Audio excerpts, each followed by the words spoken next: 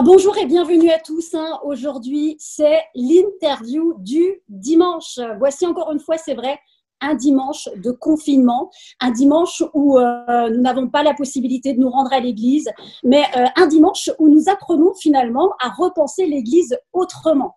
Alors ces temps de confinement, on les vit tous différemment, avec nos challenges, avec notre foi, avec nos peurs aussi parfois. Et justement, comment vit-on ce quotidien de l'intérieur? C'est ce que nous allons savoir avec trois intervenants qui ont eu la gentillesse, l'amabilité, j'ai envie de dire, de répondre présent à cette invitation ce matin. Et c'est donc avec grand plaisir que j'accueille Damaris. Bonjour Damaris. Salut Myriam. Merci d'avoir accepté l'invitation. Bienvenue aussi à toi Aurore. Bonjour Aurore. Oui, bonjour.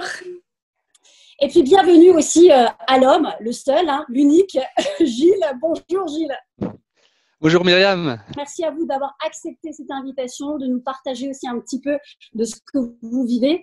Alors, on va faire honneur aux dames, n'est-ce pas? Et c'est donc avec Damaris que nous ouvrons le bal de ce partage un peu particulier. Alors, pour un témoignage aussi un peu particulier, j'ai envie de dire. Alors, Damaris, tu es conseillère clientèle, tu es maman, mariée à David.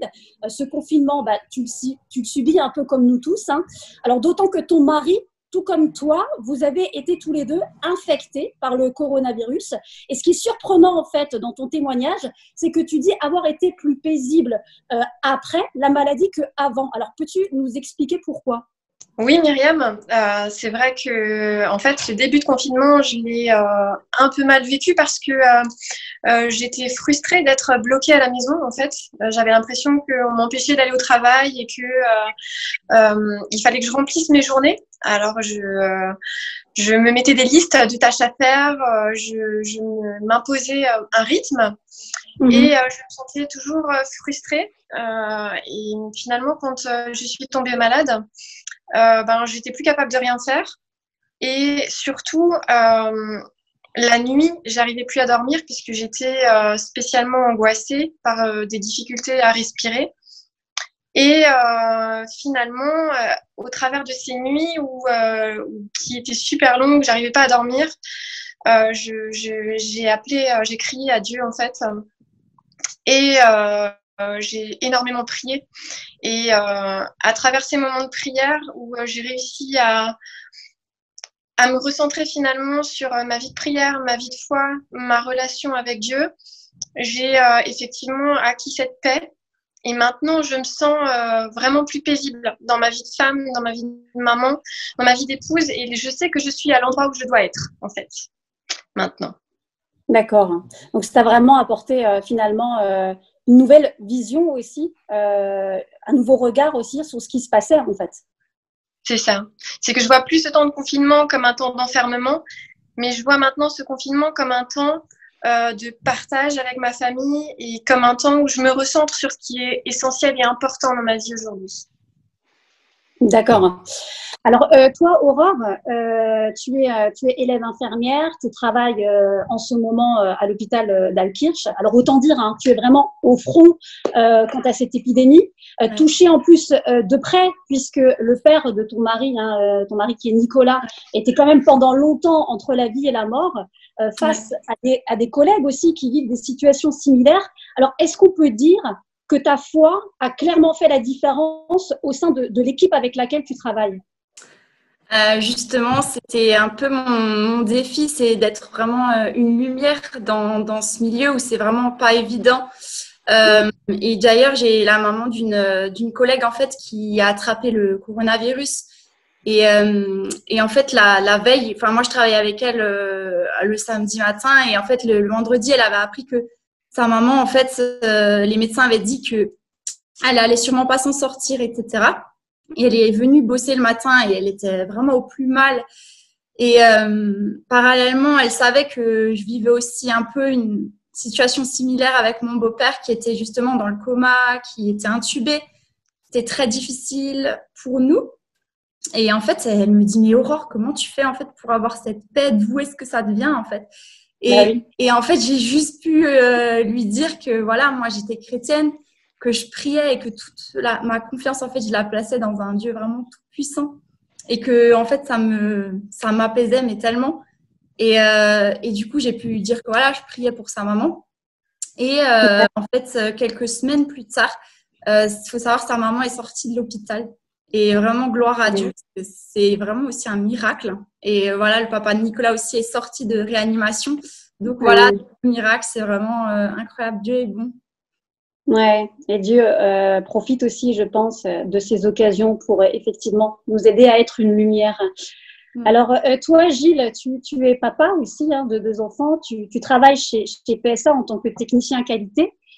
Tu dis, depuis le début en fait de ce confinement et même depuis l'annonce, je dirais même de l'épidémie, que tu as toujours été en paix et que finalement, le plus surprenant dans ton témoignage, c'est que c'est surtout tes habitudes qui ont été un peu bousculées, comme par exemple reprendre contact avec des gens avec lesquels tu prenais pas forcément contact avant, et puis aussi tout simplement parfois connecter avec tes voisins et j'ai envie de dire même parfois à leur insu en fait.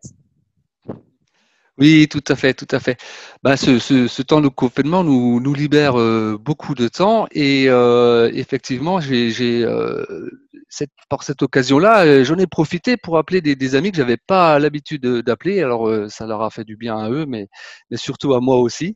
Et puis, ça a permis justement de renouer des contacts et prendre des nouvelles, ce qui est toujours plaisant. Et effectivement, avec les voisins, donc petite anecdote, en période de confinement, avec les devoirs des enfants, on avait besoin d'une imprimante.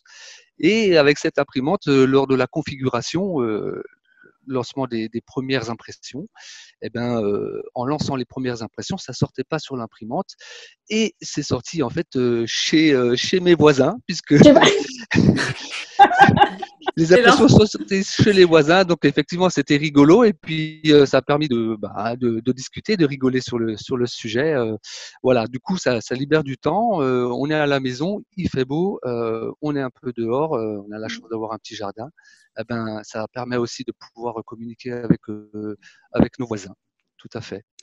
Et est-ce que tu peux dire, Gilles, que du coup, tu as vraiment l'impression que ton contact est différent avec ton voisin depuis ce confinement? Ah, mais j'ai la chance d'avoir des voisins qui sont hyper sympas et formidables, mais ça entretient, ça a entretenu ces relations, oui. Une forme aussi de solidarité finalement qui resserre les liens. Ouais, Alors, tout à fait. Damaris, je reviens vers toi. J'ai envie de te poser une question. Y a-t-il par exemple un verset, une parole qui t'accompagne durant ce temps de confinement? Oui, en fait, j'ai un verset qui m'accompagne souvent dans des périodes difficiles, qui est revenu souvent dans ma vie de prière, dans ma vie de foi, et qui en ce moment me parle tout particulièrement. C'est dans Philippiens 4, au verset 6 et 7, et ça dit « Ne vous mettez en souci pour rien, mais en toute chose, exposez vos besoins à Dieu, adressez-lui vos prières et vos requêtes en lui disant aussi votre reconnaissance. Alors la paix de Dieu, qui surpasse tout ce que l'on peut concevoir, gardera votre cœur et votre pensée sous la protection de Jésus-Christ. » Oui, très beau verset qui nous a pas. Moi, je trouve qu'il apporte plus que de l'espoir, parce que l'espoir, quelque part, à un moment donné, ça prend fin. Il nous apporte l'espérance. Merci, Damaris, pour ce partage. Aurore, je reviens aussi vers toi.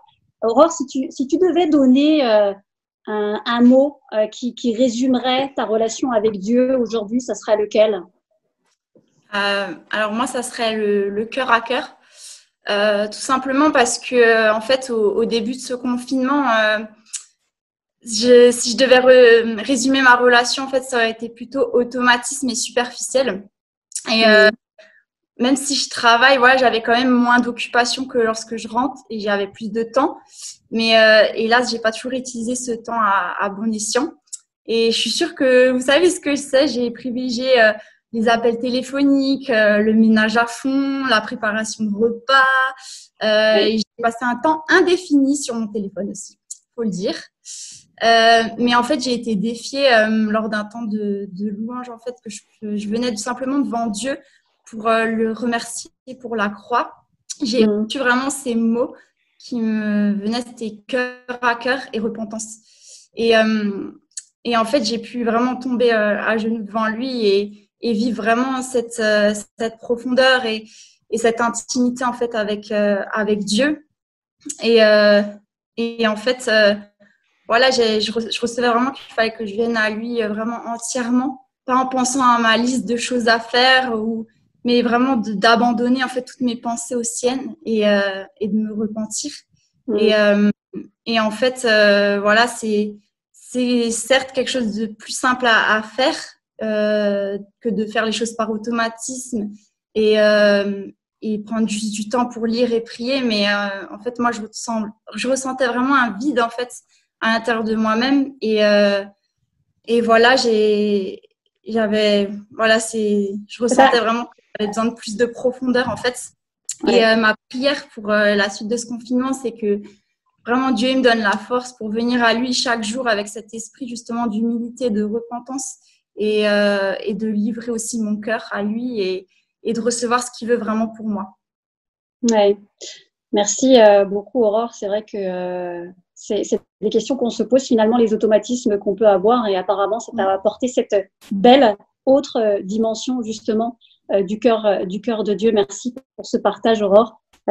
Gilles, si toi tu avais un conseil à donner à tous ceux qui vivent peut-être justement dans la crainte de ce qui est à venir, ça serait quoi ton conseil? Eh ben, ça serait de dire ne craignez pas parce que il faut tout remettre entre ses mains. Il faut lui confier, il faut tout lui confier, puisque notre Dieu, c'est un Dieu fidèle.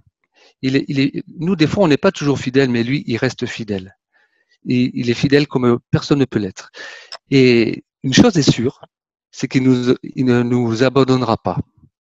Il nous a fait cette promesse, en se confiant à lui, en lui remettant notre vie, notre cœur, on devient ses enfants. Et notre Seigneur, il n'abandonne pas ses enfants, il laisse personne sur la bord de la route.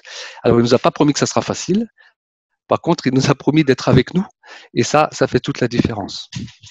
Ouais, merci beaucoup Gilles pour ce bon conseil et on en prend bonne note.